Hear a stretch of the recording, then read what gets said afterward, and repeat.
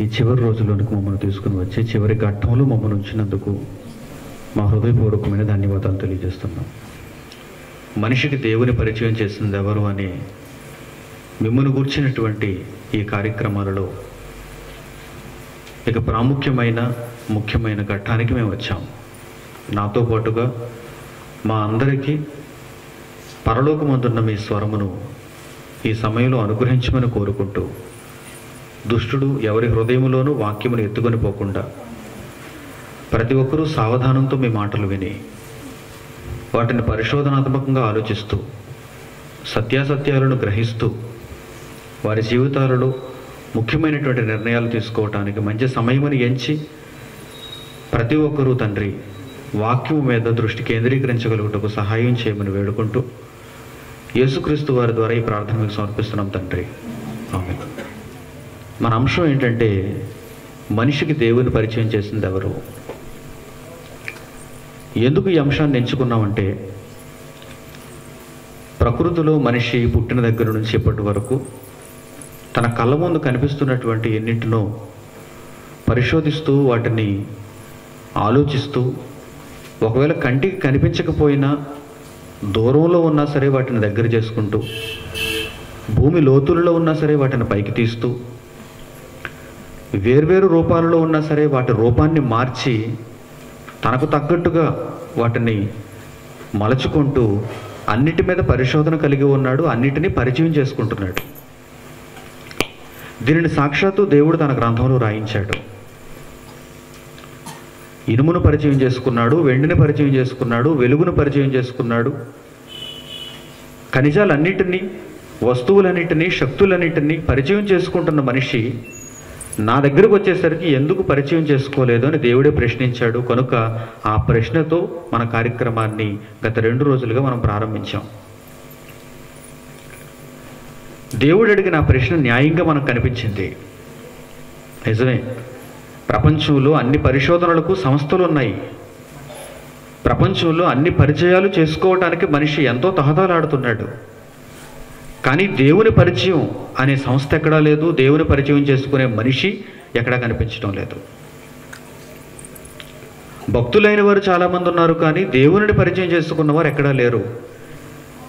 ఆ దేవుని పరిచయం చేసుకోవాలి అని చెప్పేసరికి తెలియబడిన దేవుడు అని అడ్జస్ట్ అయిపోయారు తప్ప ఆ తెలియబడిన దేవుడు ఎవరు అనేది ఎవరు పరిచయం చేసుకోవడానికి ప్రయత్నం చేయలేదు. అలాంటి పరిస్థితుల్లో దేవుడు ఒక పద్ధతిని మనుష్యులకు పరిచయం చేశాడు. నన్ను పరిచయం చేసుకోవాలనుకుంటే ఒక పద్ధతి ఉంది, ఒక ప్రణాళిక ఉంది అన్నాడు. మొదటి కాలం నుండి ఇప్పటి వరకు ఆ పద్ధతి ఎవరు అనగానే దేవుని యొక్క తత్వము, దేవుని యొక్క లక్షణము, దేవుని క్యారెక్టర్, దేవుని జ్ఞానము, ఆయనే యేసుక్రీస్తు అని గత దినాన్ని మనం నేర్చుకున్నాం. ఈ యేసుక్రీస్తు భూమి మీద బ్రతికిన కాలం అయితే 33 సంవత్సరాలే సుమారుగా. కానీ గత 6000 సంవత్సరాలుగా మనుషులందరికీ దేవుడు ఎలా పరిచయం అవుతున్నాడు, మనుషులలో ఉన్న నీతిమంతులందరికీ దేవుడు ఎలా పరిచయం అవుతున్నాడు అనగానే ఆ యేసుక్రీస్తు శరీరధారిగా మాత్రమే కాదు, ఆ యేసు జ్ఞానముగా, దేవుని వాక్యముగా, ఒక తత్వముగా మనుషులకు ఎవరైతే కోరుకుంటున్నారో, దేవుని పరిచయం చేసుకోవాలని అభిలషిస్తున్నారో వారికి అర్థమవుతున్నాడు. ఆ యేసుక్రీస్తు అనే తత్వము ద్వారా దేవుడు మనుషులకు పరిచయం అవుతున్నాడు అని మనం నేర్చుకున్నాం. మోషే కావచ్చు, అబ్రహాము కావచ్చు, దావీదు కావచ్చు, ప్రవక్తలలో ఎందరో కావచ్చు, శిష్యులుగా ఉన్నవారు కావచ్చు, అపోస్తలులు కావచ్చు, వీరందరికీ యేసుక్రీస్తు అనే తత్వము ద్వారా దేవుడు పరిచయం అవుతున్నాడు అని తెలుసుకున్నాం. అలాగే దేవుడు యేసుక్రీస్తు అనే తత్వాన్ని ప్రకృతిలో కూడా ఉంచాడు. జగదుత్పత్తి మొదలుకొని సృష్టింపబడిన వస్తువులను మీరు ఆలోచిస్తే ఆ వస్తువులన్నిటిలో క్రీస్తు అనే తత్వం మీకు కనిపిస్తుంది అని దేవుడు రాయించాడు. అందుకే బైబిల్ ప్రారంభింపబడిన విధానాన్ని కూడా మనం చూస్తే దేవుని పరిచయం ఎక్కడ జరుగుతుందో వాటితోనే ఆయన మొదలుపెట్టాడు బైబిల్ని. ఆదియందు దేవుడు భూమి ఆకాశములను సృజించాను. భూమిలో క్రీస్తు తత్వం ఉంది, ఆకాశంలో క్రీస్తు తత్వం ఉంది. భూమిలో ఉన్న ఎన్నో పదార్థాలలో క్రీస్తు తత్వం ఉంది, భూమిలో ఉన్న జీవులలో క్రీస్తు తత్వం ఉంది. ఆకాశంలో ఉన్న ఎన్నో వస్తువులలో క్రీస్తు తత్వం ఉంది. అందుకే జగదుత్పత్తి మొదలుకొని సృష్టింపబడిన వస్తువులలో ఆయన అదృశ్య లక్షణములు క్రీస్తు తత్వముగా మనకు కనిపిస్తున్నాయి. రహస్యమైనది ఏది బయలుపరచబడకపోతూ, మర్మముగా ఉన్న దేవుని జ్ఞానము, అనాది కాలము నుండి మర్మముగా ఉండిపోయిన దేవుని యొక్క పరిచయం యేసుక్రీస్తు ద్వారానే వెల్లడవుతుంది. ఆయన మాత్రమే దేవుని నుండి వచ్చినవాడు, దేవుని రొమ్మును ఆనుకొని మనకు పరిచయం అవుతున్నవాడు. కనుక యేసుక్రీస్తు వలన మనకు కలిగే ఉపయోగం ఏంటంటే దేవుని పరిచయం జరుగుతుంది. ప్రకృతిలో క్రీస్తు తత్వం ఉండటాన్ని బట్టి మనుషులకు ప్రకృతి ద్వారా దేవుడు పరిచయం అవుతున్నాడు. ఇంతవరకు గత 2 రోజులుగా మీరు తెలుసుకున్నారు. ఇకపోతే ఇంకా దీనికి కొనసాగింపుగా మరిన్ని సంగతులను ఈ పాఠ్యభాగంలో మనం ఆలోచన చేద్దాం. మంచి సంగతులు దేవుడు రాయించాడు. మనిషికి దేవుని పరిచయం చేసింది ఎవరు? యేసుక్రీస్తు తండ్రి యొద్ద ఉన్నవాడు, తండ్రి యొద్ద నుండి వచ్చినవాడు. మనకు యేసుక్రీస్తు అనే ఆ తత్వం ప్రకృతిలో ఉండొచ్చు, మనుషులలో ఉండొచ్చు. ఆయన లేకుండా మనుషులలో ఎవరికి దేవుని పరిచయం కాదు. దేవుని పరిచయం కాదు. సూర్యుడి పరిచయం అవుతున్నాడు, భూమి పరిచయం అవుతుంది, జీవులు పరిచయం అవుతున్నాయి. కానీ జీవులలో ఉన్న, భూమిలో ఉన్న, సూర్యునిలో ఉన్న, శక్తులలో ఉన్న యేసుక్రీస్తు యొక్క తత్వం మాత్రం మనిషికి పరిచయం అవ్వలేదు. సూర్యుడు పరిచయం అయ్యాడు. ఎలా పరిచయం అయ్యాడు? తూర్పును ఉదయిస్తాడు, పడమటను అస్తమిస్తాడు, వెలుగునిస్తాడు, వేడుగునిస్తాడు. సూర్యుడు ఒక మండే గోళం. ఆ సూర్యుని చుట్టూ మన భూమి తిరుగుతుంది. ఇలా పరిచయం అయ్యాడు సూర్యుడు. కానీ ఆ సూర్యునిలో నిత్యశక్తి, దేవత్వము ఉన్నదని, అవి ఎవరి లక్షణాలు అనగానే అవి క్రీస్తు యొక్క తత్వం అని, అది దేవుని యొక్క లక్షణాలని మనిషి జ్ఞాపకం చేసుకోలేకపోయాడు, మనిషి అర్థం చేసుకోలేకపోయాడు. అందువలన దేవుని యొక్క పరిచయం మనిషికి జరగలేదు. ప్రియులారా, జాగ్రత్తగా మీరు ఆలోచించండి. యేసుక్రీస్తు ఎవరికైతే ఈ తత్వముగా అర్థమవుతాడో, జ్ఞానముగా అర్థమవుతాడో వారికే దేవుని పరిచయం జరుగుతుంది. యేసుక్రీస్తు భూమి మీదకు వచ్చి జీవించిన కాలం కొద్ది కాలమే, 33 ఏళ్ళే. కానీ అంతకు ముందున్న వారికి, ఆ తరువాత వచ్చిన వారికి, ఇదిగో ఇప్పుడున్న మనకు కూడా దేవుని పరిచయం జరగాలి అంటే క్రీస్తు తప్పనిసరి. ఆ క్రీస్తు ఎలా ఉంటాడు? ఆ క్రీస్తు మన మధ్య శరీరధారిగా ఇప్పుడు లేడు. మరి క్రీస్తు ఎలా ఉంటాడు? ఆ క్రీస్తు తత్వాన్ని మనం ఎలా అర్థం చేసుకోవాలి? ప్రకృతి ద్వారా అర్థం చేసుకోవడానికి ఒక అవకాశం ఉంది. గత దినాన్ని మీరు నేర్చుకున్నారు. ఇంకా ఏమైనా అవకాశాలు ఉన్నాయా క్రీస్తును అర్థం చేసుకోవటానికి, క్రీస్తు తత్వాన్ని గ్రహించటానికి? ఎందుకంటే మనకెవరు కావాలి? దేవుడు కావాలి. మనకు దేవుని పరిచయం జరగాలి. ఆ మహామహుడైన దేవుడు మనకు పరిచయం అయిపోవాలి. ఆయన మీకు పరిచయం అయిపోతే మీకు తిరుగులేదిక, మీకు తిరుగులేదిక. గత దినాన్ని మీరు విన్నారు, సీఎం మీకు పరిచయం అయితే మీకు తిరుగుందా? అస్సలు తిరుగులేదు. ఈ ఆటో మీద ఏమని రాసుకుంటారో తెలుసా? నేను సీఎం సంబంధిని.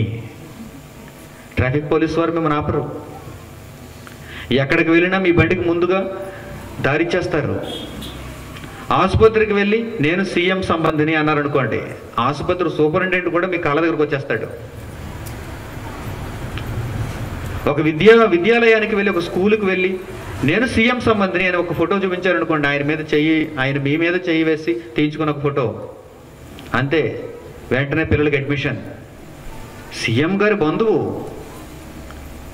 సీఎం మీకు పరిచయం అయితే ఎన్ని రకాలుగా మీకు లాభాలు జరుగుతున్నాయో చూడండి. అదే పిఎం మీకు పరిచయం అయితే, సీఎం పరిచయం అయితే ఆంధ్రప్రదేశ్ వరకే, తెలంగాణ వెళ్తే పప్పులొడుకో. తెలంగాణ వెళ్ళారనుకోండి, సీఎం యొక్క సంబంధం అని చెప్పారనుకోండి, అక్కడ సీఎం వేరు కదా, అందువలన అక్కడ మీకు ఏమీ జరగదు. అదే పిఎం మీకు పరిచయం అనుకోండి, అంటే ప్రైమ్ మినిస్టర్ నరేంద్ర మోడీ గారు మీకు పరిచయం అనుకోండి, దేశంలో ఏ రాష్ట్రానికి మీరు వెళ్ళినా సరే మీ పని జరిగిపోతుంది. చూసారా? డొనాల్డ్ ట్రంప్ అని అమెరికా అధ్యక్షుడు ఉన్నాడు. అతను మీ సంబంధం అనుకోండి, అతను మీకు పరిచయం జరిగిపోయింది అనుకోండి, ఇద్దరు మంచి స్నేహితులు అనుకోండి, అసలు అమెరికాలో మిమ్మల్ని ఆపేవారే లేరు. మీకు గ్రీన్ కార్డ్ అక్కర్లేదు, ఎల్లో కార్డ్ అక్కర్లేదు, వైట్ కార్డ్ అక్కర్లేదు, డైరెక్ట్ మీరు వెళ్ళిపోవచ్చు. ఎందుకంటే ట్రంప్ సంబంధం మీరు. చూసారా? వీరందరూ చిన్న చిన్నవారు, వీరందరూ 5 ఏళ్ళు 10 ఏళ్ళు పరిపాలనా కాలం కలిగిన వారు. ఎప్పుడు దిగిపోతారో తెలియదు, ఎప్పుడు వెళ్ళిపోతారో కూడా తెలియదు. వీరి పరిచయాలతో ఎంత లాభం ఉన్నప్పుడు దేవుని పరిచయంతో ఎంత లాభం ఉంటుందో ఇప్పుడు మీరు అంచనా వేయాలి.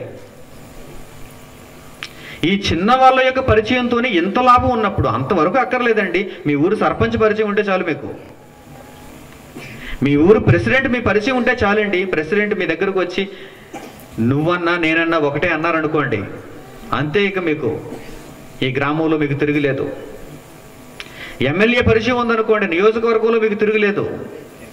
ఒక మినిస్టర్ పరిచయం ఉందనుకోండి, ఎన్నో ప్రాంతాలలో మీకు తిరుగులేదు. అలాంటిది దేవుని పరిచయం మీకుంటే సర్వ ప్రపంచంలో మీకంటే గొప్పవారు ఇంకెవరూ లేరు. ఈ భూమి అంతటిలో మీకంటే గొప్పవారు ఇంకెవరూ లేరు. అందుకేనండి మోషే తనకు ఐగుప్తు సామ్రాజ్యాన్ని తన తల్లి ఇస్తానన్న మోషే ఎవరిని పరిచయం చేసుకోవడానికి ఆలోచిస్తున్నాడో తెలుసా?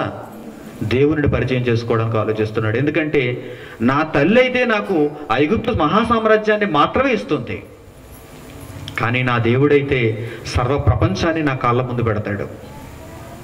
నా దేవుడైతే నేను బ్రతికి ఉన్నా, నేను మరణించిన, ఈ దేహంలో ఉన్న దేహాన్ని విడిచిపెట్టిన, ఆత్మగా నేను మారిపోయినా, నా దేవుని పరిచయం నాకు జరిగితే నేను ఎప్పటికీ రాజునే.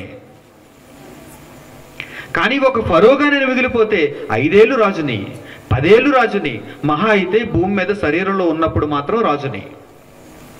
ఆ తర్వాత శరీరాన్ని నేను విడిచిపెడితే నన్నే ఇంకా రాజుగా కూర్చోబెడతారా? ఫరో సింహాసనం మీద కూర్చోబెట్టరు. మోషే కొడుకు ఎవరు అంటారు. మోషే తర్వాత పుట్టిన యువ సామ్రాట్ ఎవరు అని అడుగుతారు. అతనికి కిరీటం పెడతారు. ఇతను తీసుకుని వెళ్ళి శ్మశానంలో పాతి పెట్టేస్తారు. చరిత్రలో ఒక మాట రాసుకుంటారు అంతే, మమ్మును పలానా కాలంలో పరిపాలించిన రాజు మోషే అని రాసుకుంటారు. అంతే మిగులుతుంది మోషేకి చివరికి. కానీ మోషే దానిని కోరుకోలేదు. మరి దేనిని కోరుకుంటున్నాడు? దేవుని యొక్క పరిచయం నాకు కావాలి, తరతరాలలో నన్ను గూర్చి గొప్పగా మాట్లాడుకోవాలి. ఒక చిన్ని మాట కాదు, నేను ఐగుప్తును పరిపాలించానని ఒక చిన్ని మాటతో నేను సరిపెట్టుకోవడానికి వీలు లేదు. నాకు దేవుని పరిచయం అయిపోతే నేను చాలా గొప్పవాడిని అయిపోతాను. హెబ్రీయులకు రాసిన పత్రిక 11వ అధ్యాయము 24వ వచనంలో చూడండి. హెబ్రీయులకు రాసిన పత్రిక 11వ అధ్యాయము 24వ వచనం. మోషే పెద్దవాడైనప్పుడు విశ్వాసమును బట్టి ఐగుప్తు ధనం ఒకవైపు ఆకర్షించాలని ప్రయత్నం చేస్తున్నా, ఐగుప్తు ధనము కంటే క్రీస్తు విషయమైన నింద ఒకవైపు అది పైకి నిందగా కనిపిస్తుంది, కానీ క్రీస్తు తత్వము ఇతరు ఆలోచిస్తే అది దేవుని పరిచయాన్ని చేస్తుంది. అందుకే ఐగుప్తు ధనము కంటే క్రీస్తు విషయమైన నింద గొప్ప భాగ్యమని ఎంచుకొని అల్పకాలము పాపభోగము అనుభవించుట కంటే దేవుని ప్రజలతో ఇశ్రాయేలులతో శ్రమ అనుభవించుట మేలని యోచించి ఫరో కుమార్తె యొక్క కుమారుడని అనిపించుకున్నటకు ఒప్పుకొనలేదు. చూసారా ఎంత మంచి మాట రాయబడిందో? దేవుని పరిచయం ముందు ఈ చిన్ని పరిచయాలన్నీ వృధా, పనికిరావు. దేవుని పరిచయం మాత్రం చాలా గొప్పది. ఇది అల్పకాలము, ఇది పాపభోగము. దీనిని కోరుకుంటే మహాలోకాన్ని మనం పోగొట్టుకుంటాం. ఈ భూమి మీద మనిషి చిన్ని వాటి పరిచయాల కొరకు ఈరోజు పరుగులు పెడుతున్నాడు. వాటిని మీరు పొందితే అల్పకాలము, పాపభోగము. కానీ దేవుని పరిచయాన్ని క్రీస్తు ద్వారా మీరు పొందగలిగితే అది మహా ఆనందకరమైన మహాభాగ్యం. దానిని నీతిమంతులైన వారందరూ పొందటానికి ఇష్టపడ్డారు, ఆలోచన చేశారు. అందుకే భూమి మీద ఉన్నటువంటి చిన్ని వాటన్నిటిని పరిత్యజించారు. ప్రియులారా, వారిని చూసినటువంటి మనం, వారిని అర్థం చేసుకుంటున్నటువంటి మనం ఎలా ఆలోచించాలో తెలుసా? మన ఆలోచన విధానం మారిపోవాలి. దేవుని పరిచయం మనకు జరగాలంటే క్రీస్తు తత్వం మనకు అర్థం కావాలి. ఆ క్రీస్తు తత్వాన్ని మోషే ఎలా అర్థం చేసుకున్నాడో మనం కూడా అలాగే అర్థం చేసుకోవాలి. ఇప్పుడు మనకు క్రీస్తు కావాలి. ఇప్పుడు మనకి క్రీస్తు కావాలి. ఆ క్రీస్తు చూస్తే 33 ఏళ్ళే భూమి మీద బ్రతికాడు. కానీ క్రీస్తు లేని ఈ కాలంలో కూడా మనం క్రీస్తుని ఎలా కలిగి ఉంటాం? జాగ్రత్తగా ఆలోచించండి. ఒక మంచి మాట మీకు చూపిస్తాను. యేసుక్రీస్తు పరలోకంలో ఉన్నాడు కదా, యేసుక్రీస్తు దేవుని కుడిపార్శ్వమున ఆసీనుడై ఉన్నాడు కదా. ఇప్పుడు యేసుక్రీస్తును నేను ఎలా పొందగలను? క్రీస్తు తత్వము ద్వారా దేవునిని నేను ఎలా అర్థం చేసుకోగలను అని మనం ఆలోచించగలిగితే, యేసుక్రీస్తు ఈ భూమిని విడిచి వెళ్ళేటప్పుడు ఒక మంచి మాట అన్నాడు. మత్తయి సువార్త 28వ అధ్యాయం చివరి మాట చూడండి. ఆయన ఏమంటున్నాడు జాగ్రత్తగా మీరు ఆలోచించండి. మత్తయి సువార్త 28వ అధ్యాయము, మత్తయి సువార్త 28వ అధ్యాయము 20వ వచనం. నేను మీకు ఏ ఏ సంగతులు ఆజ్ఞాపించితినో వాటన్నిటిని గైకొనవలెనని వారికి బోధించుడి. చివరి మాటలు అన్నమాట ఇవి. యేసుక్రీస్తు భూమి మీద ఉన్నప్పుడు ఆయన పలుకుతున్న చిట్ట చివరి మాటలు. ఏమంటున్నాడు ఆయన శిష్యులతో? నేను భూమి మీద ఉన్నప్పుడు మీకు ఏ ఏ సంగతులు ఆజ్ఞాపించుతునో వాటన్నిటిని గైకొనవలెనని వారికి బోధించుడి. ఆ తర్వాత ఏమంటున్నాడు జాగ్రత్తగా చూడండి. ఇదిగో నేను యుగ సమాప్తి వరకు, సదాకాలము, యుగ సమాప్తి వరకు అనగానే ఈ భూమి ముగింపబడే వరకు మాత్రమే యేసు మాతో ఉంటాడు అనుకోకండి. యుగ సమాప్తి వరకు అంటే భూమి మీద మనిషి బ్రతికి ఉన్నంత వరకు, యుగ సమాప్తి వరకు, సదాకాలము కూడా నేను మీతో కూడా ఉంటాను. ఏడి ఇప్పుడు యేసు ఎక్కడున్నాడు? మన దగ్గర. అలా చెప్పి వెళ్ళిపోయాడు ఆయన. యేసుక్రీస్తు శిష్యులతో ఈ మాట చెప్పి ఆ రోజు ఆయన ఆరోహణుడైపోయి వెళ్ళిపోయాడు. ఇప్పుడు మనకు భౌతిక రూపంలో ఆయన కనిపించడం లేదు. ఒక రూపంలో ఆయన మన కళ్ళ ఎదుట కనిపించడం లేదు. మరి యేసు మనతో ఎలా ఉన్నట్టు? ఆ యేసు లేకపోతే దేవుని పరిచయం మనకు ఎలా జరుగుతుంది చెప్పండి? చూసారా? ఈ పరిశోధనలో కనుక మనం నిజంగా ఉత్తీర్ణులమైతే, దీనిని కనుక మనం సాధిస్తే దేవుని పరిచయం మనకు చాలా సులభంగా జరుగుతుంది. నేను మీకు ఏ సంగతులు ఆజ్ఞాపించుతున్నా వాటన్నిటిని గైకొనాలని బోధించండి. ఇదిగో నేను యుగ సమాప్తి వరకు సదాకాలము మీతో కూడా ఉంటాను, మీతో కూడా ఉంటాను. ఆయన మాట ఇచ్చాడంటే ఖచ్చితంగా అది నెరవేరుతుంది, నెరవేరుస్తాడు. ఆయన సత్యవంతుడు. కానీ ఎలా ఉంటాడు మన దగ్గర? మన మధ్య ఆయన ఎలా ఉంటాడు? సదాకాలము యేసుక్రీస్తు మన మధ్య ఎలా ఉంటాడు? దీనిని మనం అర్థం చేసుకోవాలి, దీనిని మనం ఆలోచించాలి. యేసుక్రీస్తు వెళ్ళిపోతూ, భూమి మీద నుండి ఆయన వెళ్ళిపోతూ ఈ మాట చెప్పిన తర్వాత శిష్యులందరిలో యేసుక్రీస్తు ఏం చేస్తున్నాడో తెలుసా? తన రూపాన్ని చూసుకుంటున్నాడు. అపొస్తలులందరిలో యేసుక్రీస్తు తన రూపాన్ని చూస్తున్నాడు, తన పోలికను చూస్తున్నాడు. వారందరినీ ఊరకనే భూమి మీద విడిచిపెట్టి వెళ్ళిపోలేదు ఆయన. ఏమీ ఇవ్వకుండా, ఏమీ లేకుండా అర్ధాంతరంగా వారిని విడిచిపెట్టి వెళ్ళిపోలేదు. పేతురు కానివ్వండి, ఫిలిప్పు కానివ్వండి, బర్తలోమయి కానివ్వండి, యాకోబు కానివ్వండి, యోహాను కానివ్వండి, అపొస్తలుడైన పౌలు కానివ్వండి, వీళ్ళందరిలో యేసుక్రీస్తు తన తత్వాన్ని ఉంచి వెళ్ళిపోయాడు, తన క్యారెక్టర్ ఉంచి వెళ్ళిపోయాడు. యేసు యుగ సమాప్తి వరకు సదాకాలము మన మధ్య ఎలా ఉంటాడో ఇప్పుడు మీకు జాగ్రత్తగా వివరిస్తాను. మీరు అర్థం చేసుకోవడానికి ప్రయత్నం చేయండి. యుగ సమాప్తి వరకు ఉంటానన్నాడు మనతో, సదాకాలం ఉంటానన్నాడు మనతో.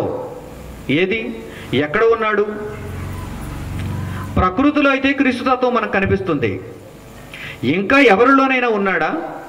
ఇంకా ఎందులోనైనా ఉన్నాడా అని మనం ఆలోచిస్తే ఆయన ఏమంటున్నాడో తెలుసా? నేను యుగ సమాప్తి వరకు సదాకాలము మీతో కూడా ఉంటాను, మీతో మాట్లాడుతాను. ఎందుకంటే ప్రకృతి మీతో మాట్లాడలేదు. ప్రకృతిని మీరు చూచి అర్థం చేసుకోవాలి తప్ప మీతో ప్రకృతి మాట్లాడదు. మాట్లాడుతుందా? మాట్లాడదు. ఆకాశం మీతో మాట్లాడుతుందా? అలా మాట్లాడితే ఇక గొడవే లేదు. భూమి మీతో మాట్లాడుతుందా? భూమి మాట్లాడితే ఎవడు దేవునికి దూరం అయిపోడు. భూమిని దున్నుతున్నప్పుడు, విత్తనాలు జల్లుతున్నప్పుడు భూమి మాట్లాడింది అనుకోండి, నా అలాగే మాట్లాడుతుంది. ఎలా మాట్లాడుతుంది?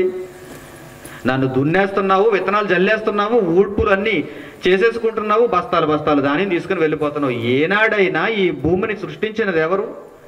ఈ భూమికి ఈ శక్తిని ఇచ్చినది ఎవరు? ఈ భూమిలో క్రీస్తు తత్వం ఉన్నదని గ్రహించావా బిడ్డ, రైతు బిడ్డ అని అడుగుతుంది భూమి.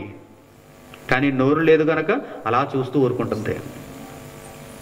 దున్నుకుంటున్నాడు, విత్తనాలు జల్లుకుంటున్నాడు, కోతకాలానికి అంత పంటనంతా నూర్చుకుని వెళ్ళిపోతున్నాడు.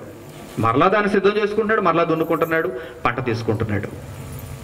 ప్రకృతిలో ఏ వస్తువుకి కూడా మానవ భాషను దేవుడు అనుగ్రహించలేదు, మాట్లాడే తత్వాన్ని మాత్రం ఇవ్వలేదు. కేవలం క్యారెక్టర్ మాత్రమే ఇచ్చాడు, లక్షణాలు మాత్రమే ఇచ్చాడు. వాటిని అర్థం చేసుకోగలిగినంత మనసు మీకు ఉంటే మీరు అర్థం చేసుకోవాలి. కీర్తనల గ్రంథము 19వ అధ్యాయం ఒకసారి చూడండి మరలా. కీర్తనల గ్రంథము 19వ అధ్యాయం మొదటి వచనం నుంచి దావీదు ఏమంటున్నాడు చూడండి. అక్కడ దావీదు ఏమంటున్నాడు చూడండి. కీర్తనల గ్రంథం 19వ అధ్యాయం మొదటి వచనం నుంచి, ఆకాశములు దేవుని మహిమను వివరించుచున్నవి, అంతరిక్షము ఆయన చేతి పనిని ప్రచురపరచుచున్నది, పగటికి పగలు బోధ చేయుచున్నది, రాత్రికి రాత్రి జ్ఞానము తెలుపుచున్నది. వాటికి భాష లేదు అన్నాడు చూడండి. వాటికి భాష లేదు, మాటలు లేవు, వాటి స్వరము వినపడదు అన్నాడు చూడండి. నేను చెప్పే మాటలే మీరు వినకండి, బైబిల్ చెప్పేదే మనం వినాలి. బైబిల్లో రాయబడిందే మీకు చెబుతున్నాను నేను. ప్రకృతిలో క్రీస్తు తత్వం ఉన్నప్పుడు, జగదుత్పత్తి మొదలుకొని సృష్టింపబడిన వస్తువులలో దేవుని జ్ఞానము మరుగై ఉన్నప్పుడు, వాటి ద్వారా దేవుని మనం పరిచయం చేసుకోవచ్చు కదా. మరలా క్రీస్తు మనుషుల్లోనికి రావాల్సిన అవసరం ఉందా అని మీరు అడిగితే, ప్రకృతిలో క్రీస్తు తత్వం ఉన్నదన్న మాట నిజమే, కానీ ప్రకృతికి భాష లేదు, ప్రకృతికి మాటలు లేవు, ప్రకృతికి స్వరం లేదు. ఉంటే ఏ మనిషి తోక జాడించనివ్వదు ప్రకృతి. భాష లేదు కనుకనే నిశ్చేష్టురాలై చూస్తుంది అలా.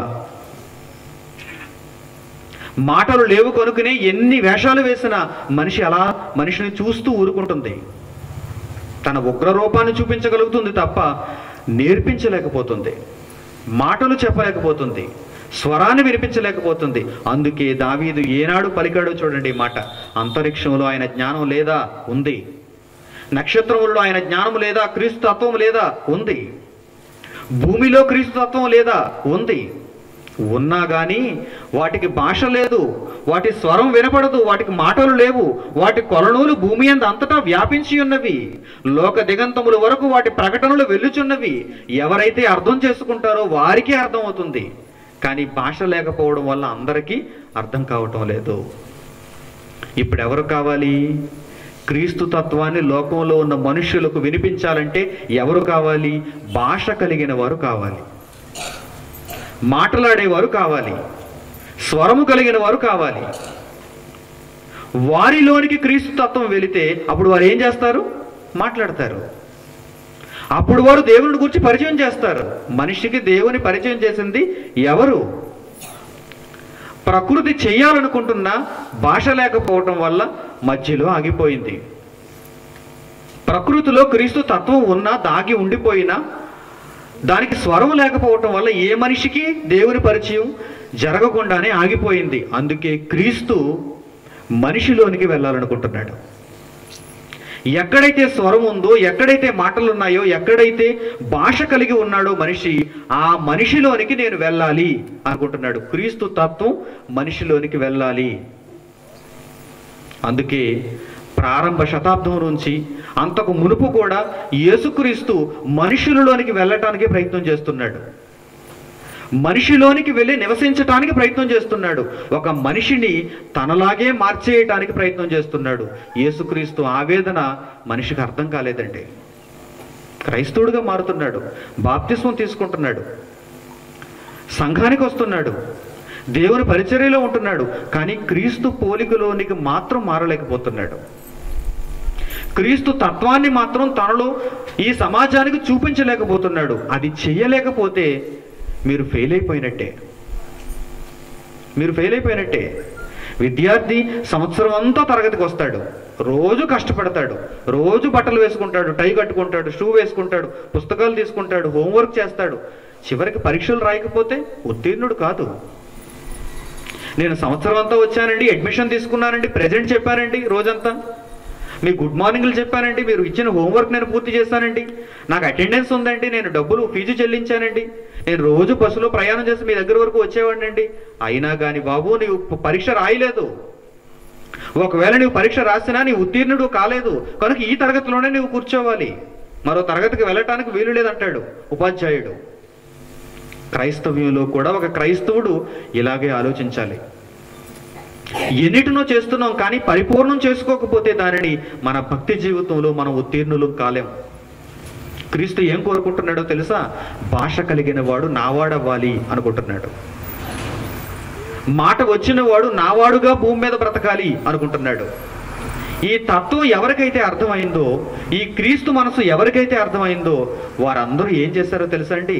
వారిలో క్రీస్తును నివసింపజేసుకున్నారు. వారిలోనికి క్రీస్తు వచ్చేలా వారు ప్రయత్నించారు. ఆ ప్రయత్నంలో వారు సఫలీకృతులయ్యారు. బైబిల్లో వారి పేర్లు రాయబడ్డాయి.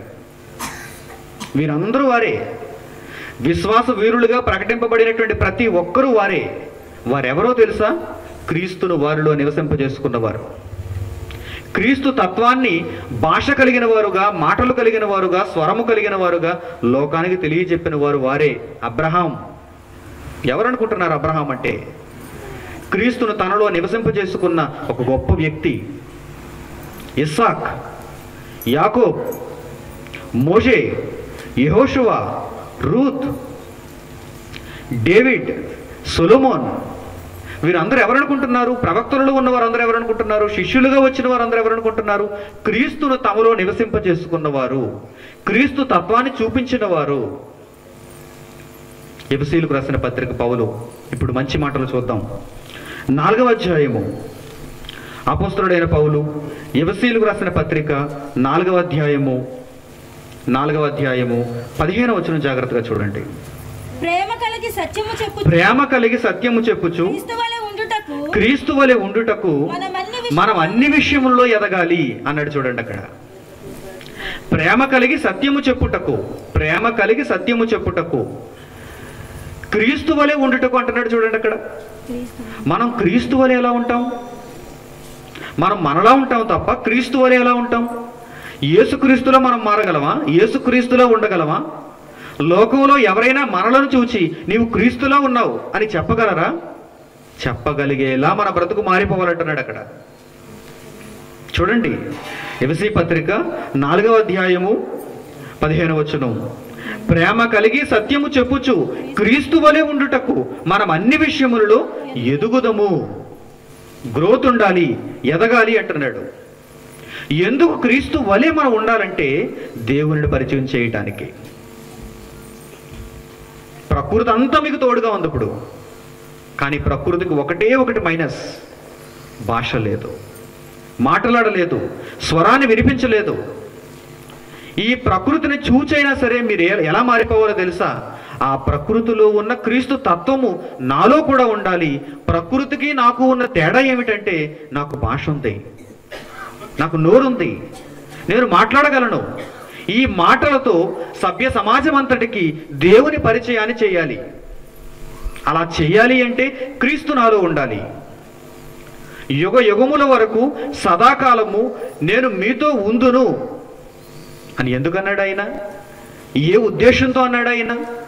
రాబోయే తరాలలో నా వలన మాటలు నేర్చుకొని నా నామమున బాప్తిసం పొందిన వారందరూ నన్ను నివసింప చేసుకుంటారు వారిలో. అదే ఆయన ఆలోచన, అదే ఆయన కోరిక. ఆ ఉద్దేశంతోనే క్రీస్తు ఏమంటున్నాడు? ఇదిగో నేను వెళ్ళిపోతున్నానని మీరు బాధపడకండి, నేను మీలో ఉంటానుగా. నేను వెళ్ళిపోతే దేవుని పరిచయం మీకు ఎవరు చేస్తారా అని మీరు బాధపడకండి, మీరు భయపడకండి. నేను మీలో ఇంకా సజీవుడుగానే ఉంటాను. మీ ముందడి తరాలలో లేనా? నేను భూమి మీదకి వచ్చి బ్రతికిన కాలం ఎంత? 33 ఏళ్ళే కదా. మరి 6000 సంవత్సరాలుగా మనుషులందరికీ దేవుని పరిచయం చేస్తున్నది ఎవరనుకుంటున్నారు? ప్రకృతిలో ఉన్న నా తత్వం కొద్దిగా తోడైతే ఆ తరువాత మనుషుల్లో కూడా నేను వెళ్ళిపోతున్నాను. నినివే పట్టణస్తులందరికీ దేవుని పరిచయం చేయాలంటే యోనాలో క్రీస్తు ఉండాలి. లేకపోతే ఎలా చెప్పండి? వారి చుట్టూ ప్రకృతి ఉంది, కానీ వారు మారారా? వారు నాశనానికి విధింపబడ్డారు. మరి అలాంటి పరిస్థితుల్లో యోనాను ఎందుకు దేవుడు నినివే పట్టణానికి పంపించాడు చెప్పండి? యోనాలో క్రీస్తు తత్వం ఉంది. ఆ తత్వాన్ని యోనా తన మాటల ద్వారా నినివే పట్టణం అంతటికి ప్రకటించుకుంటూ వెళుతున్నప్పుడు నినివే పట్టణస్తులు అందరూ మారిపోయారు. రాజు కూడా తన గద్దె మీద నుండి దిగి గోనెపట్ట కట్టుకుని బూడిదలో కూర్చున్నాడు. ఎందుకో తెలుసా? యోనా మాటలు విన్నాడు. యోనా మాటలలో ఏముందో తెలుసా? దేవుని పరిచయం, క్రీస్తు తత్వం. ప్రవక్తలందరూ అలాగే చేశారు. దేవుని గూర్చి మాట్లాడారు, దేవుని ఇష్టాన్ని నెరవేర్చారు. క్రీస్తు తత్వాన్ని కలిగిన వారై అనేక మందికి దేవుని యొక్క పరిచయాన్ని చేశారు. మీరు క్రీస్తు వలె ఉండాలి, మీరు క్రీస్తు వలె ఉండాలి. ఈరోజు ఎన్నిటినో పరిచయం చేసుకుంటున్న మనిషి వాటికి పరిచయకర్తలుగా మారిపోతున్నాడు. వాటికి పరిచయకర్తలుగా. దేనినైనా ఒక దానిని కనిపెట్టాడు అనుకోండి, దానికి ప్రచారకర్తగా మారిపోతాడు, దానిని పరిచయం చేసేవాడుగా మారిపోతాడు. ఏదైనా ఒక కొత్త వస్తువు మార్కెట్లోకి వచ్చిందనుకోండి, దానిని పరిచయం చేసేవాడుగా మారిపోతాడు మనిషి. అది ఒక చిన్న వస్తువు, దాన్ని పరిచయం చేయటానికి నీవు రావాలా? నీవు ఆ బాధ్యతను తీసుకోవాలా? కొత్తగా ఒక షాంపూ వచ్చిందనుకోండి మార్కెట్లోనికి, అది అందరికీ పరిచయం అవ్వాలంటే ఏం చేస్తారు? అడ్వర్టైజ్మెంట్ అంటారు దాన్నే.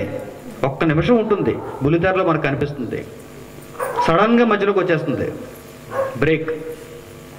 ఈ బ్రేక్లో మనకు చూపించే అడ్వర్టైజ్మెంట్ దేని కొరకో తెలుసా? ఒక ఉత్పత్తిని మీకు పరిచయం చేయడానికి. ఏంటి ఆ ఉత్పత్తి? చిన్ని షాంపూ, చిన్ని సబ్బు బిళ్ళ, సంతూర్ సబ్బు. మనకు పరిచయం చేయాలంటే ఎవరు దిగిపోతున్నారు చూడండి, మహేష్ బాబు. ఎందుకు ఈయన ఎందుకు వచ్చాడు ఇప్పుడు ఇక్కడికి అనగానే మనం ఏమనుకుంటాం? సంతూర్ సబ్బును పరిచయం చేయడానికి వచ్చాడా? ఇతను చాలా బిజీగా ఉంటాడు కదా, ఇప్పుడు ఇందులోకి ఎందుకు వచ్చేసాడు ఈయన? సబ్బు బిళ్ళ పరిచయం చేయడం మనం చెయ్యాలి. మనకి సబ్బును పరిచయం చేయడానికి మహేష్ బాబు కావాలా? కావాలనుకుంది ఈ లోకం. ఎండాకాలం వచ్చేసింది, అందరూ డ్రింకులు తాగుతారు, థమ్స్అప్ కావాలి. మరి దీనిని పరిచయం చేయాలంటే మరొక హీరో రావాలి, కొండ మీద నుంచి దూకేయాలి. ఇలా దూకాలంటే మీకు దమ్ము ఉందా అని అడుగుతున్నాడు.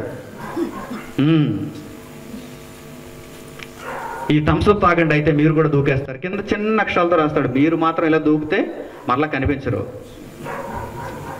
మీ ముడుకులు ఇరిగిపోతాయి, అసలు మీరు కనిపించరు, ఇవి డూపు మాత్రమే అని కింద చిన్న అక్షరాలతో రాస్తాడు. మనిషి ఎంత మోసపోతున్నాడో చూడండి, ఎంత మాయలో ఉన్నాడో చూడండి, ఎంత అబద్ధాన్ని నమ్ముతున్నాడో చూడండి. అన్నిటి కొరకు, చిన్ని చిన్ని వస్తువులు అన్నిటి కొరకు, మంచినీళ్ళు కొరకు ఒకడు ప్రకటన, మరుగుదొడ్లు కట్టించుకోవడం కొరకు ఒకడు ప్రకటన, రోడ్లు శుభ్రం చేయడం కొరకు ఒకడు ప్రకటన, బట్టలు ఏమి వాడాలో చెప్పడానికి ఒకడు ప్రకటన, నగలు ఏ షాపులో కొనుక్కోవాలో చెప్పడానికి ఒకడు ప్రకటన. కళ్యాణ్ జ్యువెలర్స్ నాగార్జున. ఆ నగలను మరలా ఎక్కడ తాకట్టు పెట్టి డబ్బులు తెచ్చుకోవాలో చెప్పడానికి ఒకడు మరలా వెంకటేష్, ముత్తూట్ ఫైనాన్స్. చూసారా? నగలు కొనుక్కోమని చెబుతాడు ఒకడు వచ్చి, మరలా ఈ నగలు తాకట్టు పెట్టేసి డబ్బులు తెచ్చుకోండి అని చెప్తాడు మరొకడు. ఎందుకు ఇదంతా? ఆ డబ్బును మనమే ఉంచుకోవచ్చు కదా.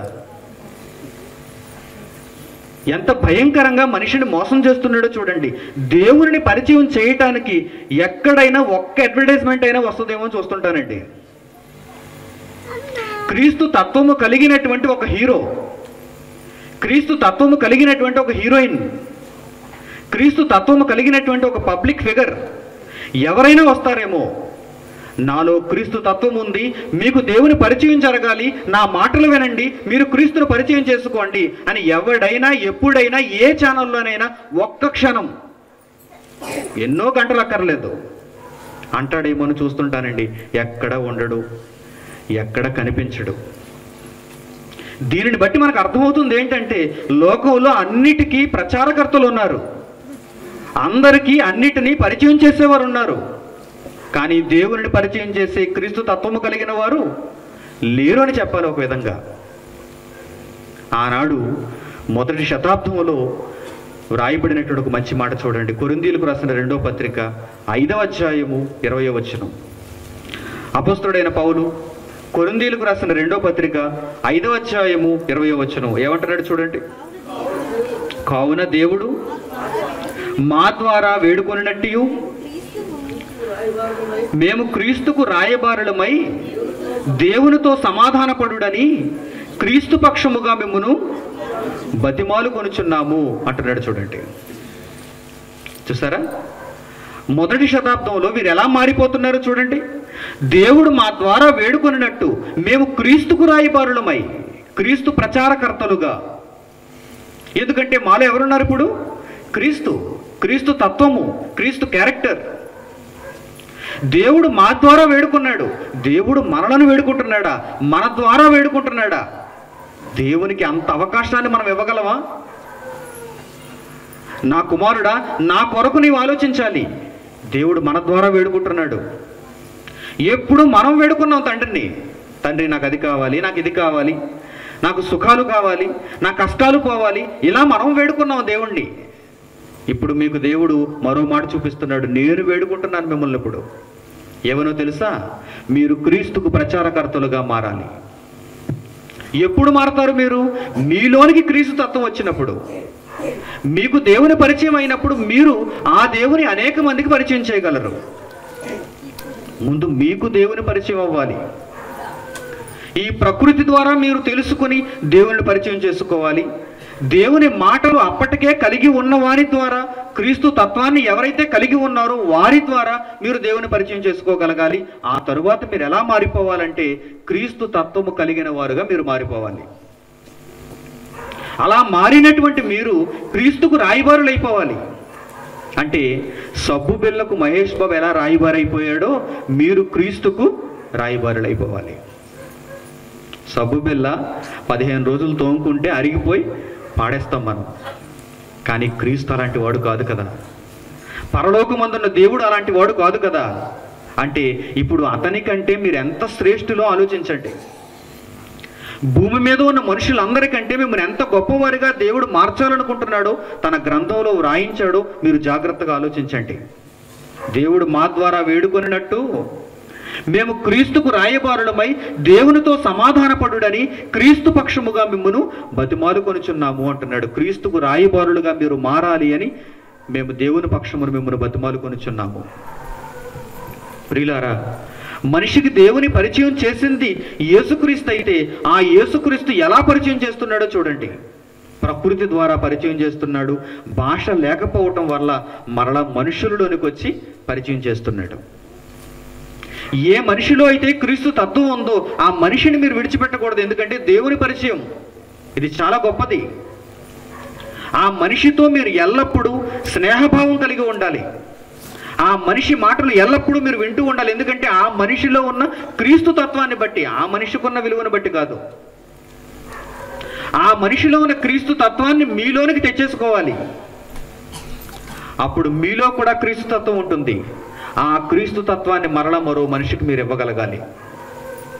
అందుకే యుగ యుగములు సదాకాలము మీతో కూడా ఉంటానని యేసుక్రీస్తు ఎందుకన్నాడంటే, ఇదిగో ప్రతి మనిషిలో నుండి మనిషిలోనికి నేను వెళ్ళగలుగుతున్నాను.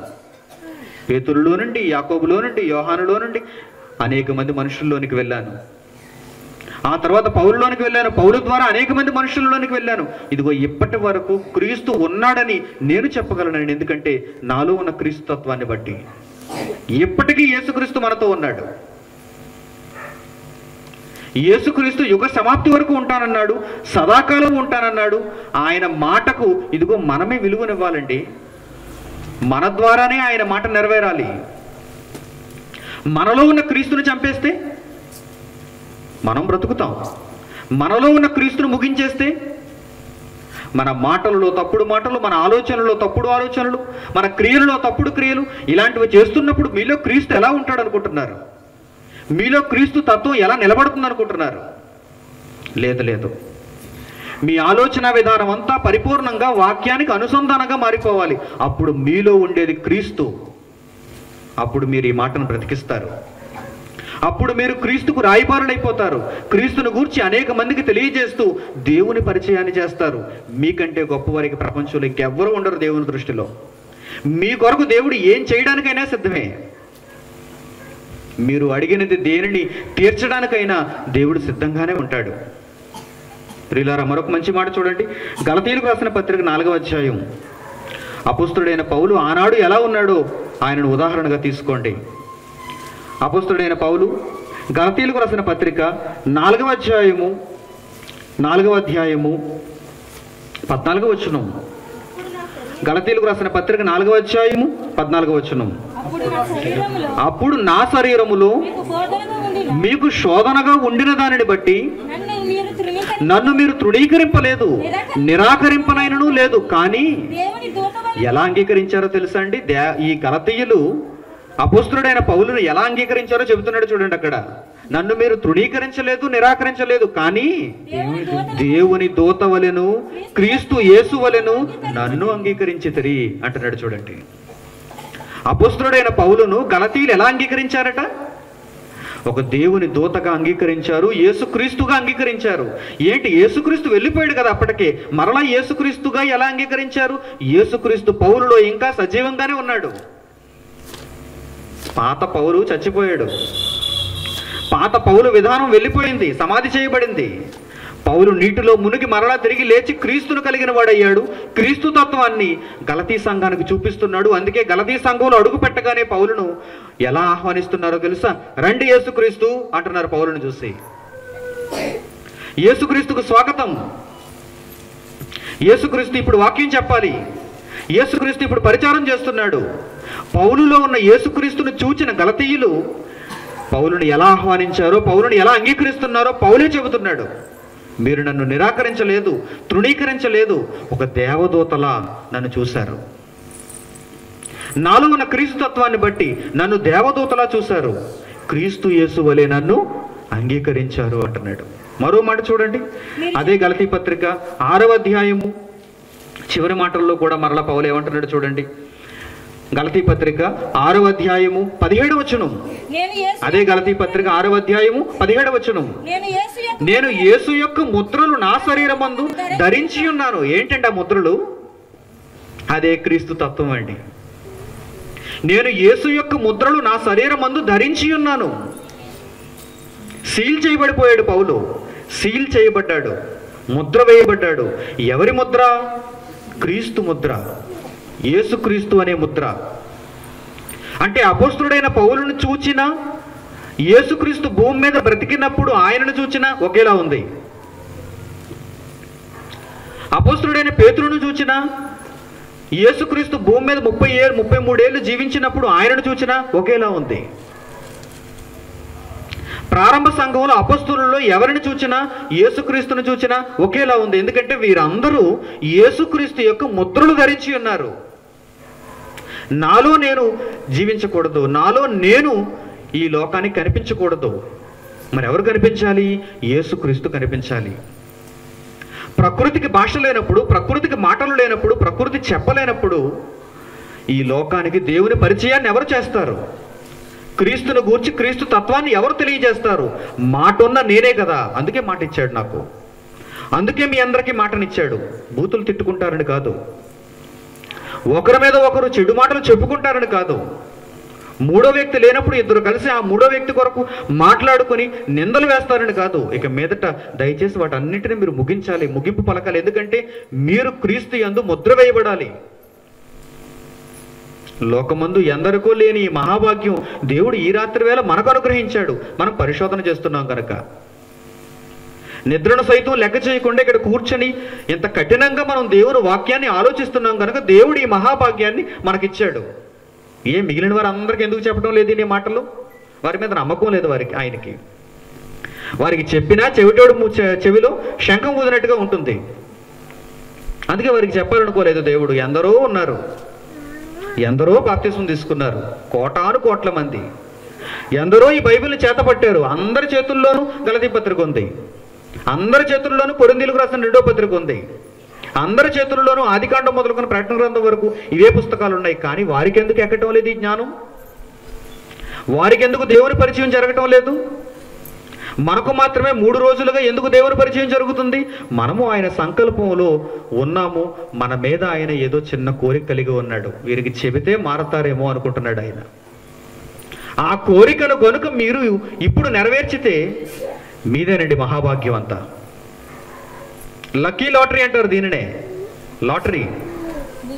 అందరూ చీట్లు వేస్తారు, మన చీటే బయటకు వచ్చింది అనుకోండి, ఎంత ఉబ్బి తబ్బిబ్బైపోతారో చెప్పండి. కోటాను కోట్ల మందిలో అందరూ చీటీలు వేసినప్పుడు, ఆ చీటీల్లో ఒకటి లాటరీ తీసినప్పుడు ఆ లాటరీలో పేరు మనదే వచ్చింది అంటే మీరు ఇక్కడ కూర్చున్నారని అర్థం. మీకు ఈ మాటలు వినిపిస్తున్నాయని అర్థం. క్రీస్తు తత్వాన్ని కలిగి ఉండేలా ప్రేరణ కలిగిన మాటలు మీ చెవిన పడుతున్నాయంటే లాటరీ మీకు వచ్చింది. ఇప్పుడు దానిని వినియోగించుకుంటారో వినియోగించకపోతారో మీ చేతుల్లోనే ఉంటుంది.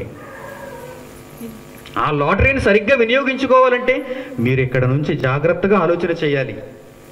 ఈ మాటల ప్రకారం జీవించడానికి నిశ్చయించుకోవాలి. మీకు పరిశుద్ధాత్ముడు సహాయం ఉంటుంది, మీకు ఈ ప్రకృతి సహాయం ఉంటుంది. కంటికి రెప్పలా కాపాడుతాడు దేవుడు. ఎందుకంటే మీరే ఆయనకున్న ఆశ. మీరే ఆయనకున్న కోరిక. ఎందరికో లేని ఈ మహాభాగ్యాన్ని దేవుడు మనకు అనుగ్రహించడంలో ఆయన ఉద్దేశం ఏంటంటే మనం దానిని ముందుకు తీసుకుని వెళ్తామని. క్రీస్తు ముద్రలు కలిగిన వారముగా, క్రీస్తు తత్వాన్ని లోకానికి పరిచయం చేసే వారముగా మనమే ఉండాలని దేవుడు కోరుకున్నాడు. దీని వలన దేవుని పరిచయం జరగాలనుకుంటున్నాడు ఆయన. యోహాను సువార్త 15వ అధ్యాయము 5వ వచనం చూడండి. ఈ విధానం ఎలా జరుగుతుందో యేసుక్రీస్తు అక్కడ ఒక మంచి ఉపమానంతో వివరిస్తున్నాడు. యోహాను సువార్త 15వ అధ్యాయము 5వ వచనం. ద్రాక్షావల్లిని నేను, తీగలు మీరు. నేను ఒక కాండము లాంటి వాడను, ద్రాక్షావల్లిని. ఒక మంచి ఉపమానం చెబుతున్నాడు ఆయన. ఆ రోజు అందరూ తమ కళ్ళ ముందు చూస్తున్న ద్రాక్షావల్లి ఒక పాదు లాంటిది. ఆ ద్రాక్షావల్లిని ఉదాహరణగా తీసుకుని యేసుక్రీస్తు ఏమంటున్నాడో తెలుసా? ద్రాక్షావల్లిని నేను అనుకోండి కాసేపు. ఈ ద్రాక్షావల్లిని నేను అనుకోండి. వేరులతో మొదలై ఒక పెద్ద కాండముగా పైకొచ్చాను. ఈ ద్రాక్షావల్లికి ఏమున్నాయి? అనేక తీగలున్నాయి, అనేక కొమ్మలున్నాయి, బ్రాంచెస్ అంటారు వాటిని. ద్రాక్షావల్లిని నేనైతే తీగలు మీరందరూ అంటున్నాడు చూడండి. ద్రాక్షావల్లిని నేను, తీగలు మీరు. ఎవడు నా యందు నిలిచియుండునో, నేను ఎవని యందు నిలిచియుందునో వాడు బహుగా ఫలించును. ఎవడు నాలో ఉంటాడో ఎవనిలో నేనుంటాను అన్నాడు చూడండి ఇక్కడ. ఎవడు నాలో ఉంటాడో ఎవనిలో నేనుంటాను అంటే ఇప్పుడు మీలో క్రీస్తు ఉండాలా వద్దా? ఉండాలి. ద్రాక్షావల్లి ఆయన అయినప్పుడు, తీగలు మనమైనప్పుడు ఆ తీగలలో ఆయన సారం రావాలి అంటే మనలో క్రీస్తు ఉండకపోతే ఆ సారం ఉండదు. ఆ ద్రాక్షావల్లితో ఈ తీగ కనెక్షన్లో లేకపోతే ఆ తీగ ప్రయోజనకారిగా ఉండదు, బ్రతికేదిగా ఉండదు, ఫలము తీసుకుని వచ్చేదిగా ఉండదు. అందుకే క్రీస్తు మీలో ఉండాలి. చూడండి ఏమంటున్నాడు ఆయన. ఏమంటున్నాడు జాగ్రత్తగా ఆలోచించండి. ఎవడు నా యందు నిలిచి ఉండునో, నేను ఎవరి యందు నిలిచి ఉందునో వాడు బహుగా ఫలించును. నాకు వేరుగా ఉండి మీరేమీయూ చేయలేరు. ఏదో సంఘానికి వచ్చాను, వెళ్ళిపోతున్నారు, నాకు యేసుక్రీస్తుకి ఏం సంబంధం లేదు, ఆయన యేసుక్రీస్తుగానే ఉండాలి, ఒక ఫోటోలోనో వాక్యంలోనో ఆయనలోనో ఈయనలోనో, కానీ నాలోనూ కొద్దు అనుకుంటారా? ఒకవేళ అలా అనుకుంటే నాకు వేరుగా ఉండి మీరేమీ చేయలేరు, ఏమీ సాధించలేరు. మీరేమీ సాధించలేరు. ఎందుకంటే దేవుని పరిచయమే మీకు ఉండదు. యేసుక్రీస్తు అనే తత్వం మీలో లేకపోతే అసలు దేవుని పరిచయమే మీకు జరగదు. అలాంటప్పుడు అలాంటప్పుడు మీరు భక్తులా? అలాంటప్పుడు దేవుడు అనే పదాన్ని ఉచ్చరించటమా? అలాంటప్పుడు భక్తి జీవితాన్ని కొనసాగిస్తున్నామని చెప్పటమా? ఇవన్నీ చెప్పాలంటే ఉండవలసిన అర్హత ఏంటో తెలుసా? ఈ ద్రాక్షావల్లిలో మంచి తీగలుగా మనం కనెక్షన్లో ఉండాలి. ఆ యేసును మనలో జీవింపజేసుకోవాలి. ఆ యేసుక్రీస్తు ముద్రలు మనం కలిగి ఉండాలి. ఒకవేళ నాకు వేరుగా మీరు ఉంటే మీరేమీ చేయలేరు. ఎవడైనను నా యందు నిలిచి ఉండని ఎడల వాడు తీగ వలె బయట పారవేయబడి ఎండిపోవును. ఒకవేళ క్రీస్తు మీలో లేకపోతే మీరేమవుతారో తెలుసా? చివరికి ఎండిపోతారు. అంటే మీకు ఆదికాండం నుంచి ప్రకటన గ్రంథం వరకు ఎన్ని పుస్తకాలు ఉన్నాయో కూడా తెలియదు అన్నమాట. ఎండిపోవడం అంటే అదే. బైబిల్ అనే పదాన్ని కూడా మర్చిపోతారు మీరు. తండ్రి, కుమార, పరిశుద్ధాత్మల యొక్క పేర్లు కూడా మర్చిపోతారు మీరు. ఎండిపోతారు. అంటే మీలో సారం అనేదే ఉండదు. నాకు వేరైపోతే కనుక ఆ తీగ ఎలాగైతే ద్రాక్షవల్లి నుండి వేరైపోతే ఎండిపోతుందో అలాగే మీరు కూడా ఎండిపోతారంటున్నాడు. తర్వాత ఏం జరుగుతుందో చూడండి. మనుషులు అట్టి వాటిని పోగు చేసి అగ్నిలో పారవేతురు, అవి కాలిపోవును. చివరకు మనం ఏమవుతాం? మనుషులు మనలాంటి వారందరిని తీసుకుని వచ్చి అగ్నిలో పాడేస్తారు. అప్పుడు అవి కాలిపోవును. వాటి ముగింపు అలా ఉంటుంది. నా యందు మీరు, మీ యందు నా మాటలు నిలిచి ఉండిని ఎడల మీకు ఏది ఇష్టమో అడగండి. చెప్పానుగా మీకు ముందే చెప్పేశాను నేను. సీఎం పరిచయం అయితే ఏమి ఇష్టమైతే అది అడగండి ఆయన పరిధిలో. పిఎం పరిచయం అయితే ఏది ఇష్టమో అది అడగండి ఆయన పరిధిలో, ఇండియా పరిధిలో. దేవుడు పరిచయం అయితే ఏది ఇష్టమో అది అడగండి ఆయన పరిధి ఎక్కడ? ముల్లోకాలు ఆయన పరిధే. కనిపించే సకల చరాచర సృష్టి అంతా ఆయన పరిధే. ఆయన పరిధిలోనికి లేనిదంటూ రానిదంటూ ఏదీ లేదు. అందుకే ఆయన ఏమంటున్నాడో తెలుసా? మీరు నా యందు నిలిచి ఉన్నప్పుడు, నేను మీ యందు ఉన్నప్పుడు, మీరు నాకు రాయబారులై ఉన్నప్పుడు, నా తత్వం మీలో బ్రతికి ఉన్నప్పుడు, ఈ మనుషులందరికీ మీ ద్వారా నేను పరిచయం అవుతున్నప్పుడు మీకు ఏది ఇష్టమో అది అడగండి. No limitations, no conditions. మీకు ఏది ఇష్టమో చెప్పండి, దానిని నేను మీకు ఇచ్చేస్తాను. ఎందుకంటే మీలో ఎవరున్నారు? యేసుక్రీస్తున్నాడు. మీకు ఎవరు పరిచయం అయ్యారు? దేవుడు పరిచయం అయ్యాడు. అప్పుడు మీకు ఏది ఇష్టమో అది అడగండి, నేను తండ్రి వలన దానిని మీకు ఇచ్చేస్తాను. మీరు క్రీస్తులా మారకపోతే ప్రయోజనం లేదు. క్రీస్తు ముద్రలు మీరు కలిగి లేకపోతే ప్రయోజనం లేదండి. అందుకే 3 రోజులుగా మనం నేర్చుకున్న వాక్య సారాంశంలో ముగింపు ఏంటో తెలుసా? మనిషికి దేవుని పరిచయం చేసింది యేసుక్రీస్తు అయితే, ఆ యేసుక్రీస్తు ప్రకృతిలో ఒక తత్వముగా ఉంటే, మనుషులలో కూడా ఆయన తత్వముగా మారిపోతుంటే, మనలోనికి కూడా ఆయన ఒక తత్వముగా వచ్చేయాలి. మనలోనికి కూడా క్రీస్తు క్యారెక్టర్ వచ్చేయాలి, ఆయన లక్షణం వచ్చేయాలి. మనము కూడా క్రీస్తు వలె లోకానికి కనిపించాలి. మన మాటలలో క్రీస్తును ప్రకటింపజేసే గొప్పవారుగా మనం మారిపోవాలి. ఎన్నోసార్లు ఎన్నో వార్తలు మనం వింటున్నాం, ఈ ప్రకృతి విశ్వరూపాన్ని చూపిస్తుందని, ప్రకృతి ప్రయాణకు మనిషి అతాకుతలం అయిపోతున్నాడని. ఇదిగో ఈ సంవత్సరం కూడా మనకు ఎదురు చూస్తుంది. ఎండలు ఇంకా మండుతూనే ఉన్నాయి. ఈ ఎండాకాలం ఎలాగోలా గడిచిపోయింది అనేసరికి ఏదో ఒక తుఫాను, ఏదో ఒక గాలివాన, ఏదో ఒక విపత్తు మనకు సంభవించి పంటలన్నిటినీ తీవ్రంగా నష్టపరిచి వెళ్ళిపోవడం మనం గత కాలంలో చూస్తున్నాం, గత సంవత్సరాలలో చూస్తున్నాం. మనం గత సంవత్సరం నేపాల్ భూకంపం మీరు అందరూ విన్నారు. ప్రకృతి వైపరీత్యాలు, ప్రకృతి ఎందుకు ఇలా మారిపోతుంది? ఒకప్పుడు మనిషి బ్రతుకును పండించేటువంటి ఈ ప్రకృతి ఈరోజు మనిషి చక్కగా అన్నిటినీ సమకూర్చుకుంటున్నప్పుడు సరిగ్గా అదే సమయానికి వచ్చి పంటను ఎందుకు నాశనం చేసి వెళ్ళిపోతుంది? మనిషి కట్టుకున్న వాటన్నిటిని ఎందుకు కూల్చి వెళ్ళిపోతుంది? విశాఖపట్నాన్ని సుందర నగరంగా మార్చుకున్నారు, ఎన్నిటినో పెద్ద పెద్ద సౌధాలను కట్టుకున్నారు. వైజాగ్ మీ అందరికీ తెలుసు. కానీ ఒకే ఒక్క తుఫాను, ఒకే ఒక్క రాత్రి, హుద్ హుద్ అంటారు దానిని, విశాఖపట్నం మొత్తాన్ని శ్మశానంగా మార్చేసి వెళ్ళిపోయింది. విశాఖపట్నంలోనే ఎందుకు రావాలి? అది ఒక సముద్రంలో రావచ్చుగా, హిమాలయాల్లో రావచ్చుగా, ఒక అడవిలో రావచ్చుగా, ఎక్కడ డెవలప్మెంట్ లేని ఒక గ్రామానికి రావచ్చుగా. కాదు కాదు కాదు, దేవుడు నిర్ణయిస్తున్నాడు. నా పరిచయం లేని మనుషులను నేను ఎలా దెబ్బ కొట్టాలంటే ప్రకృతి ద్వారానే దెబ్బ కొట్టాలి. ఎందుకంటే ప్రకృతిని వారు పట్టించుకోలేదు, ప్రకృతిలో ఉన్న క్రీస్తు తత్వాన్ని వారు గమనించలేదు, మనుషుల్లో ఉన్న క్రీస్తును వారు అర్థం చేసుకోవటం లేదు. అందుకే ఈ ప్రకృతి ద్వారానే మనుషులను నేను దెబ్బ కొట్టాలనుకుంటున్నాడు దేవుడు. అందుకే బాగా కట్టుకున్నారు బిల్డింగ్స్, బాగా కట్టుకున్నారు నగరాన్ని. ఆ నగరాన్ని శ్మశానం చేసేసాడు, వల్లకాడు చేసేసాడు ఒకే ఒక్క రాత్రి. దీనికి కారణం ఏంటని ఎవడు అడగలేదు. ఇది వచ్చిన తర్వాత మరలా ఎలా కట్టుకోవాలని అందరూ ఆలోచించారు. చూస్తారా ఎంత అవివేకులు? ఈ హుదూద్ రావడానికి కారణం ఏంటి, కారణం ఏంటి, కారణం ఏంటి ఎవడూ అడగలేదు. పరిపాలన అధికారులు మొదలుకొని, విద్యావేత్తలు మొదలుకొని, పేరు ప్రఖ్యాతులు సంపాదించిన ప్రతి వారి వరకు అందరూ ఏం చేస్తారో తెలుసా? డబ్బులు దండుకున్నారు, చందాలు దండుకున్నారు. ఆ పోగు వేసినటువంటి ధనాన్ని తీసుకుని వెళ్ళి మరలా కట్టుకుందామన్నారు. మరలా కట్టుకుంటే మరలా కొట్టడా దేవుడు? కొట్టే ఆలోచన ఆయనకి లేదా? కొట్టే కెపాసిటీ ఆయనకి లేదా? ప్రియమైన వారలారా, దేవుడు వ్రాయించినటువంటి ఒక చక్కని మాట మీకు చూపిస్తాను. ప్రకృతి ద్వారా ఆయన మనుషులను ఎలా అతాకుతలం చేస్తాడో ఒక మాటలో రాయబడింది. ఇర్మియా గ్రంథం చూడండి. ప్రవక్త అయిన ఇర్మియా రాసినటువంటి పుస్తకం 51వ అధ్యాయం. ఇర్మియా రాసినటువంటి పుస్తకం 51వ అధ్యాయం. ప్రవక్త అయిన ఇర్మియా రాసినటువంటి పుస్తకం 51వ అధ్యాయం 29వ వచనం జాగ్రత్తగా చూడండి. 29వ వచనం. భూమి కంపించుచున్నది. భూమి ఎందుకు కంపించుచున్నదో తెలుసా? నేపాల్ భూకంపం ఎందుకు వచ్చిందో తెలుసా? ఇండోనేషియా భూకంపం ఎందుకు వచ్చిందో తెలుసా? ఢిల్లీలో భూకంపం ఎందుకు వచ్చిందో తెలుసా? పాకిస్తాన్లో భూకంపం ఎందుకు వచ్చిందో తెలుసా? ఆఫ్ఘనిస్తాన్లో భూకంపం ఎందుకు వచ్చిందో తెలుసా? కట్టుకున్న వాటన్నిటిని ఎందుకు నేలమట్టం చేస్తుందో తెలుసా? భూమి ఎందుకు నెర విడిచి అందరినీ బ్రింగేస్తుందో తెలుసా? భూమి కంపించుచున్నది, భూమి కంపించుచున్నది. ఎందుకంటే నొప్పి చేత అది గిజగిజలాడుచున్నది. దానికి నొప్పి కలుగుతుందట. చూడండి,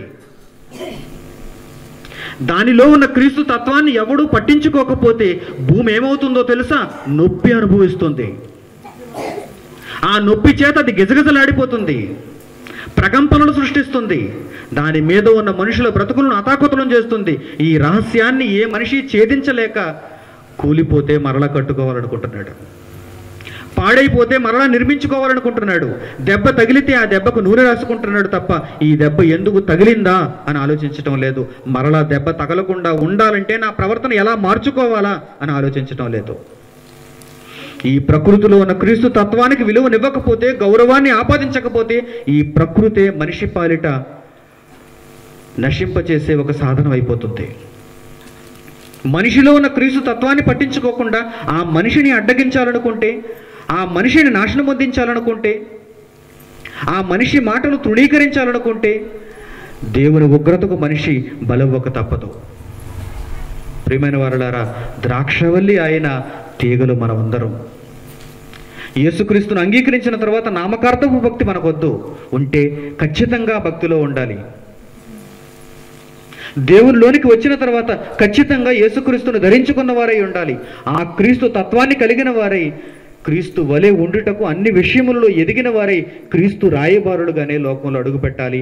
అందరికీ మీరు పరిచయం అవ్వాలి. అప్పుడు మీ ద్వారా దేవుని పరిచయం సర్వలోకానికి జరుగుతుంది, సర్వ సమాజానికి జరుగుతుంది.